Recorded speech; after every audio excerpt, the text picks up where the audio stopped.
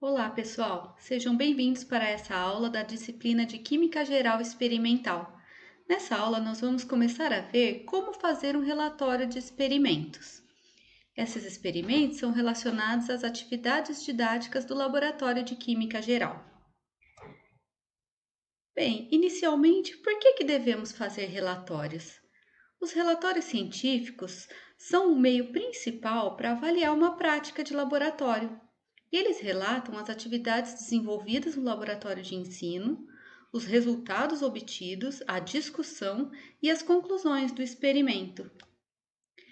Na aula de Química Geral Experimental, nós vamos ver quais são as características da escrita científica, mas que não são exclusivamente dos textos de química.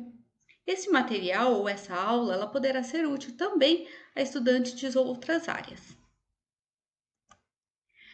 Toda essa aula é baseada no material de apoio sobre a estrutura de relatórios de laboratório, feito pelo Grupo de Pesquisa e Ensino de Química do Instituto de Química de São Carlos. Vocês podem ver esse material no link disponibilizado. Bem, inicialmente, quais são as principais seções de um relatório? Bom, tudo começa pela capa. Na capa, nós devemos inserir o nome da instituição e da disciplina, o título do experimento, o nome do aluno e também o nome do professor. Quando nós pensamos em um título do experimento, ele deve refletir o conteúdo da prática. Deve ser um título claro e objetivo, sem a inserção de palavras supérfluas ou que sejam desnecessárias. Aqui eu trago um exemplo de como uma capa deve ser. Vocês podem notar aqui em cima a parte que fala sobre a instituição, a universidade, o departamento. Aqui nós vemos o nome da disciplina e o nome do professor, o título do experimento ou da atividade didática que foi realizada, o nome e o número dos alunos, a data que o experimento foi realizado e também a data de entrega do relatório. As principais seções de um relatório incluem também um resumo, uma introdução e os objetivos da prática. Essas são as partes teóricas. Depois nós temos a descrição dos materiais e métodos, ou seja, a metodologia que foi empregada, e a apresentação dos resultados e a discussão destes resultados. Finalmente, nós temos a conclusão e as referências bibliográficas. A partir desta aula, nós vamos ver detalhadamente cada etapa do relatório. Primeiramente, vamos começar com o resumo. No resumo, é apresentada a atividade de modo sintético, ou seja, as questões abordadas na atividade, os métodos utilizados e os principais resultados. No resumo, devem ser evitadas as abreviações que são pouco conhecidas e também citações bibliográficas não costumam estar presentes no resumo. Aqui eu trago um exemplo de um artigo científico publicado no periódico Eclética Química em 2011, que fala sobre a análise de iodato em sais de cozinha. Neste exemplo, nós vemos aqui o título do trabalho, os autores e o resumo. Neste resumo são inseridas algumas informações, como por exemplo a questão abordada, que se trata da detecção do íon iodato. Também são abordados os métodos utilizados, por exemplo, ele fala sobre a utilização da hidroxilamina e como que é monitorada, em quais comprimentos de onda é monitorado o triiodeto. E também são mostrados alguns resultados experimentais, por exemplo, o intervalo de concentração, e na qual a metodologia foi aplicada. Notem que neste resumo aparecem algumas abreviações, por exemplo, tampão BR, que significa Britton Robinson, e também RN, do estado Rio Grande do Norte. Ambas as abreviações são muito conhecidas, portanto, não existe problema em se colocar uma abreviação, desde que elas sejam bastante conhecidas. Bem, após o resumo, então, nós começamos a introdução. Na introdução, deve-se apresentar a área da ciência na qual o trabalho se encaixa.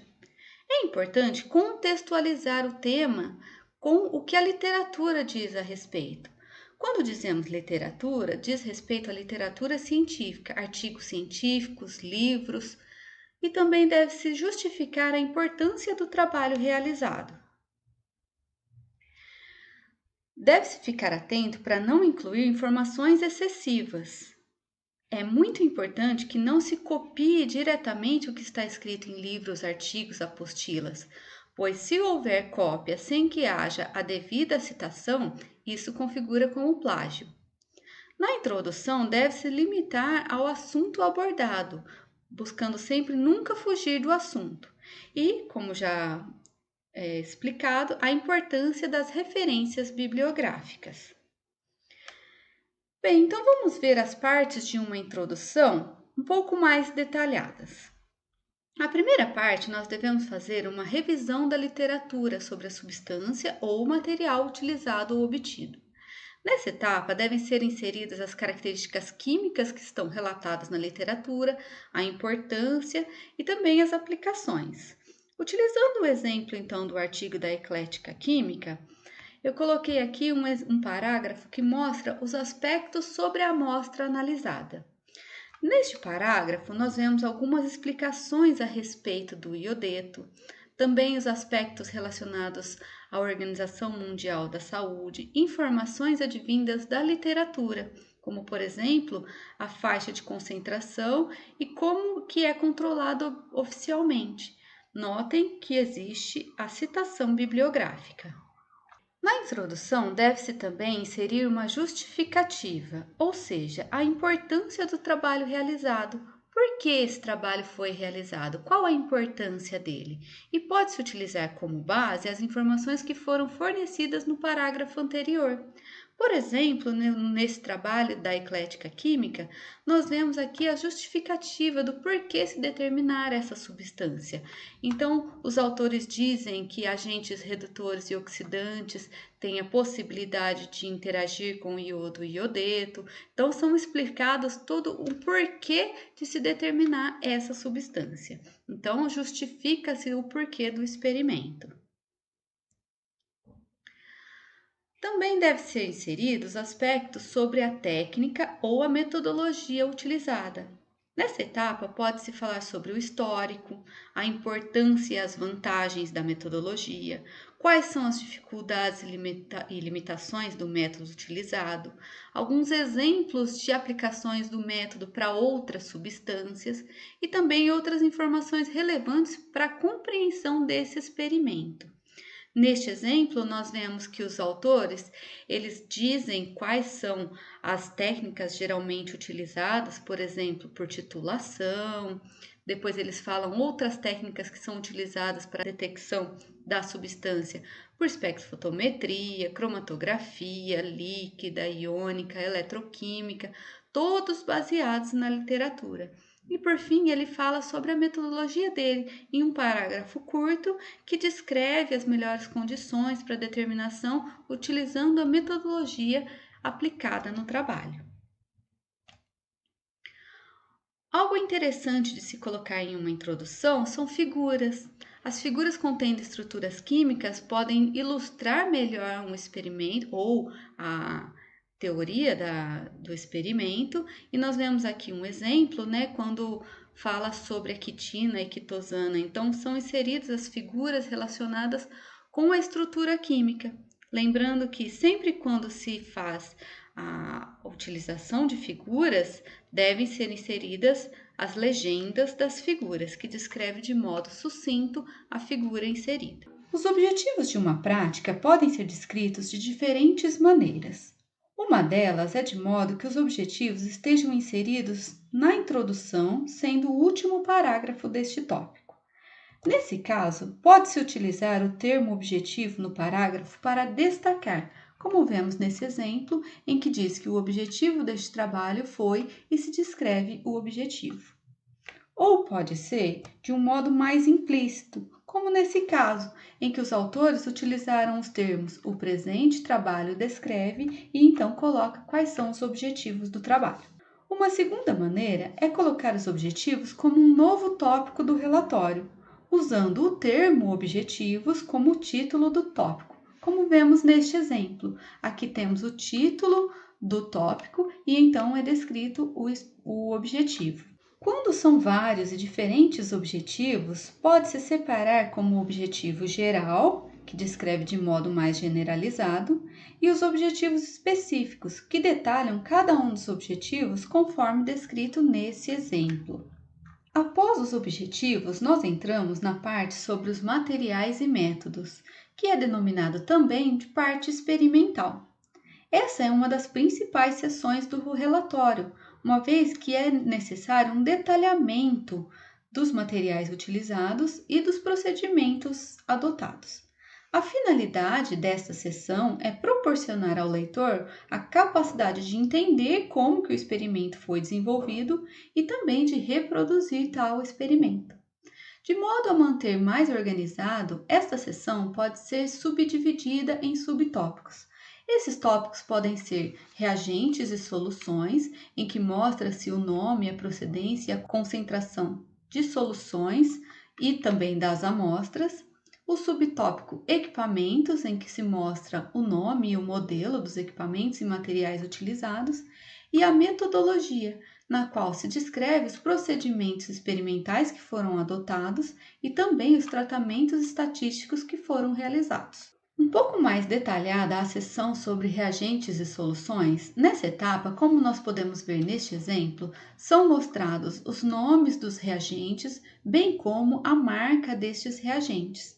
São mostradas também as soluções utilizadas e suas concentrações, e também são descritas como são feitas as amostras, a quantidade, como foi feita a procedência e se essa amostra recebeu ou não um tratamento prévio, como nós podemos ver aqui neste exemplo, que mostra que os poliésteres e amidos foram utilizados sem nenhum tratamento prévio.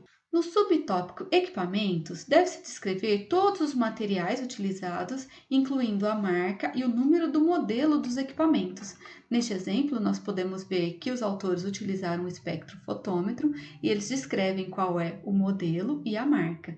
Descrevem também outras informações importantes sobre os experimentos, incluindo, por exemplo, o tratamento que foi realizado num eletrodo, que foi calibrado com soluções antes das medidas. Pode ser interessante utilizar uma foto para ilustrar, por exemplo, o arranjo dos equipamentos. No subtópico metodologia, nesta parte deve ser descritos os procedimentos no estilo passo a passo, em ordem cronológica, mostrando então as condições experimentais, como por exemplo o pH e a temperatura. Vemos neste exemplo aqui que descreve a solução tampão utilizada, mostra o intervalo de pH em que foi utilizado e também que as soluções foram preparadas usando água bidestilada. Neste outro exemplo também nós vemos a descrição dos métodos. Notem que na metodologia ela não deve ser descrita em forma de lista ou em forma de tópicos, deve ser uma descrição. Deve-se atentar também ao tempo verbal. Uma vez que o experimento já foi realizado, nota-se que é escrito no tempo passado. A metodologia, ela faz parte da comunicação científica e ela deve ter um caráter formal e impessoal. Então, na descrita de um relatório, incluindo os termos na metodologia, não se deve utilizar os termos na primeira pessoa, sempre de forma impessoal. Em alguns experimentos, pode facilitar a descrição da metodologia a utilização de figuras que ilustram partes do experimento ou algum esquema que mostra as reações químicas que foram realizadas. Neste exemplo, nós vemos a utilização de uma figura para facilitar o entendimento da metodologia. Lembrando que sempre que se usa uma figura, deve-se utilizar a legenda dessa figura. A seção sobre os resultados e a discussão podem ser separados em duas sessões, mas geralmente constitui apenas uma seção do relatório, na qual os resultados são apresentados e analisados. Configura-se resultados, então, quando são descritos apenas os dados obtidos no trabalho, sem as interpretações. Geralmente são apresentados na forma de gráficos ou também de tabelas. Por outro lado, a discussão mostra as interpretações e as análises dos resultados obtidos, também sua comparação com a literatura e explicação caso haja uma diferença entre os resultados. Pode-se formular hipóteses sobre os resultados novos ou inesperados. Também é feita uma avaliação da metodologia, se ela foi adequada, e são feitas também as discussões dos parâmetros estatísticos empregados. Quando escrevemos a parte dos resultados, os elementos geralmente presentes são gráficos, tabelas e figuras. Estes elementos permitem que o leitor tome um conhecimento dos dados obtidos de forma rápida e concisa. No entanto, na apresentação destes elementos, alguns cuidados são requeridos.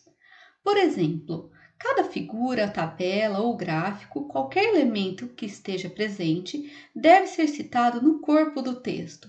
Estes elementos devem ser numerados de forma sequencial e independente, ou seja, uma sequência numérica para as tabelas, outra sequência para as figuras, uma para os esquemas e assim sucessivamente. Todo elemento deve ter uma legenda que seja explicativa, mas que seja concisa. Nas tabelas, as legendas ficam na parte de cima, enquanto que nas figuras e nos gráficos, as legendas devem ser inseridas na parte de baixo.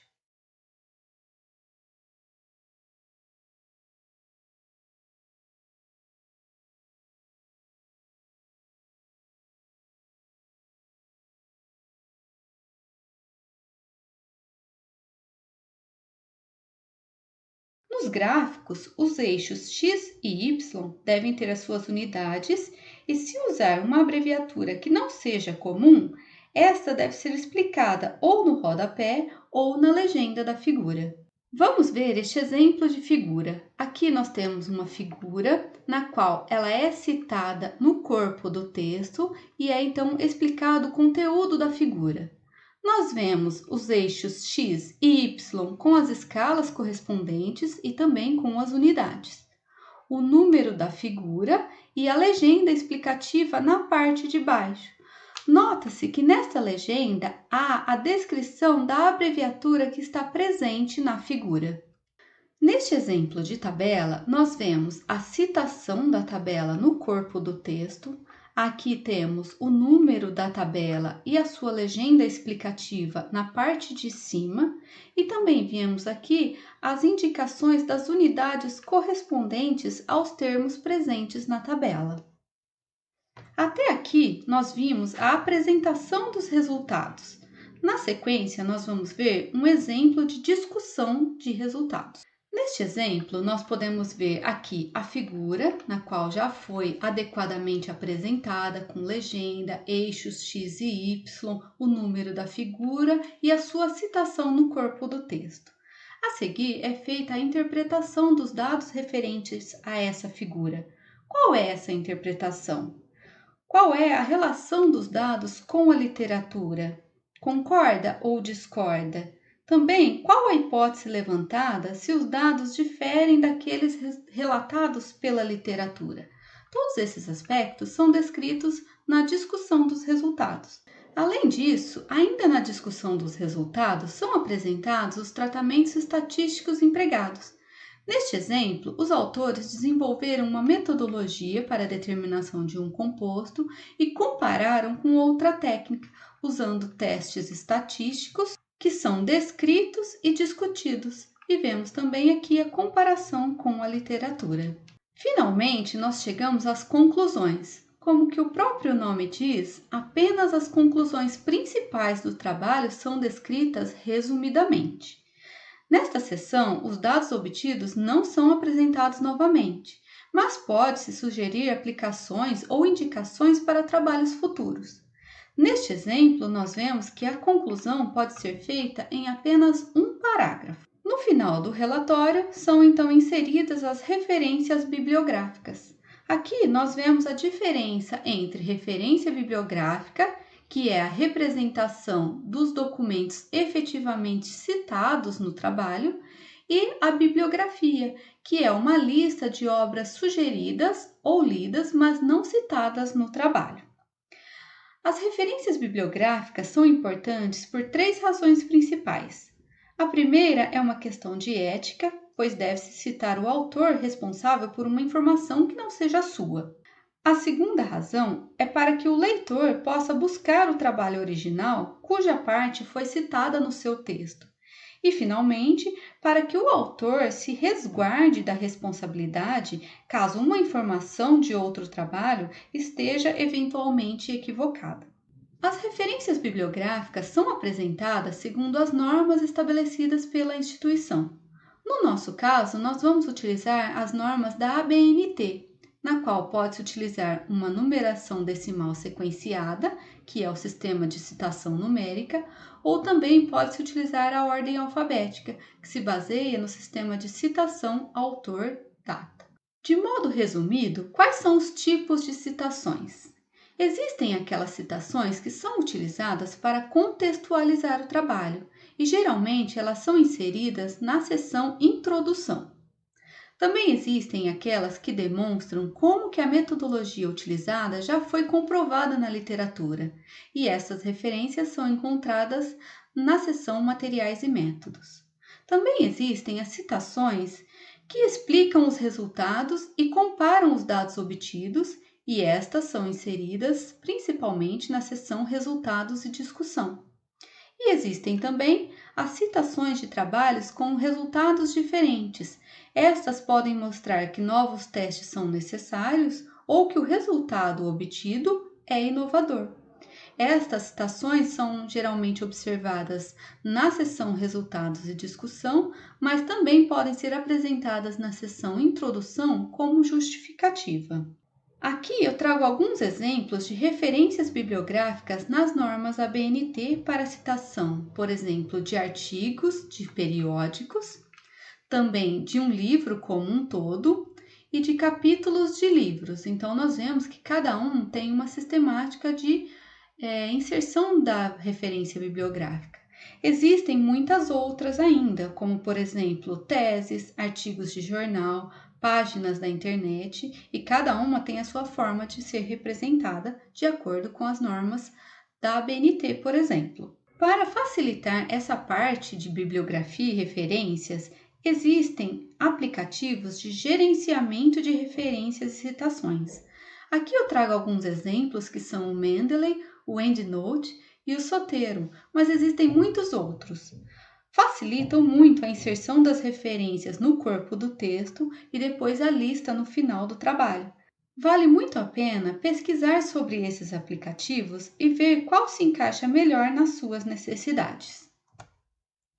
Assim, finalizamos como escrever um relatório de experimentos e desejo a todos bons estudos.